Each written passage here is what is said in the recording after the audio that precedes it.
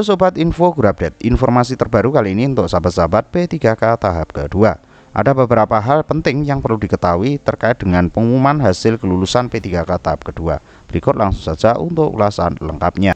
Pengumuman kelulusan P3K tahap 2 sebentar lagi, disusul dua kebijakan penting. Jadwal pengumuman kelulusan P3K tahap 2 dimulai pada tanggal 16 hingga 25 Juni 2025. Adapun pengisian DRH NIP3K dimulai 1 hingga 31 Juli. Tahapan akhir seleksi yakni usul penetapan 1 Agustus hingga 10 September. Kebijakan optimalisasi formasi P3K 2024 setelah pengumuman kelulusan Panselnas CSN 2024 akan menerapkan kebijakan optimalisasi formasi, dan ini akan dilaksanakan nanti di atas bulan September ya sahabat-sahabat. Jadi selepas ada pengusulan NIP3K bagi sahabat-sahabat P3K tahap kedua. Kebijakan optimalisasi formasi P3K tahun 2024 setelah pengumuman kelulusan Panselnas CSN akan menerapkan kebijakan optimalisasi formasi. Perlu diketahui, kebijakan optimalisasi formasi pernah diterapkan pada 2023 sebagai respon masalah gugur masal P3K teknis 2022 sesuai dengan regulasi Kemenpan RB 571/2023. Selanjutnya, untuk kebijakan afirmasi P3K teknis 2020 tersebut berlaku bagi honorer dan honorer K2 peserta seleksi tahun 2022. Langsung saja ya sahabat-sahabat, Deputi Bidang Sistem Informasi atau SINKA BKN Suharmen menyampaikan optimalisasi diterapkan pada honorer yang sudah mengikuti seleksi P3K tahap 1 maupun tahap 2 yang belum mendapatkan formasi P3K penuh waktu.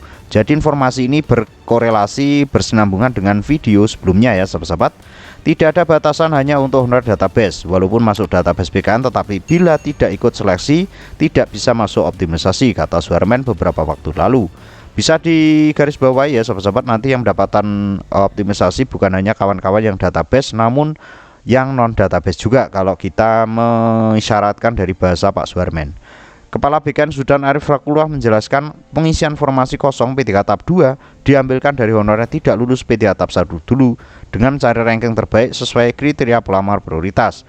Jadi optimalisasi itu dilakukan setelah P3K tahap 2. Sisanya formasi diisi dengan skema optimalisasi berdasarkan ranking terbaik dan pelamar prioritas, kata Prof. Zudan kepada JPNN hari Sabtu kemarin.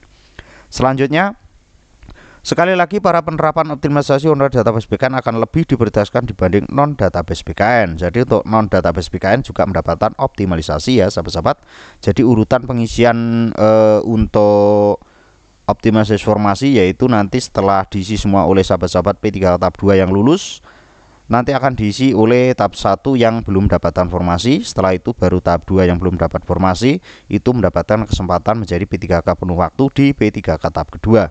Setelah itu bagi sahabat-sahabat yang belum mendapatkan formasi tahap 1 maupun tahap 2 akan masuk di P3K paruh waktu.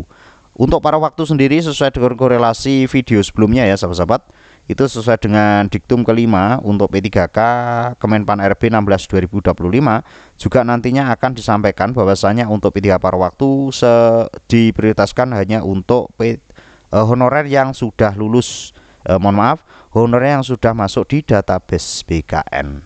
Untuk informasi kali ini seperti itu ya sahabat-sahabat terkait dengan urutan pengisian optimalisasi bagi sahabat-sahabat P3K tahun 2024. Mudah-mudahan informasi ini bisa bermanfaat. Terus pantau informasi terbaru hanya di kanal YouTube ini. See you next time.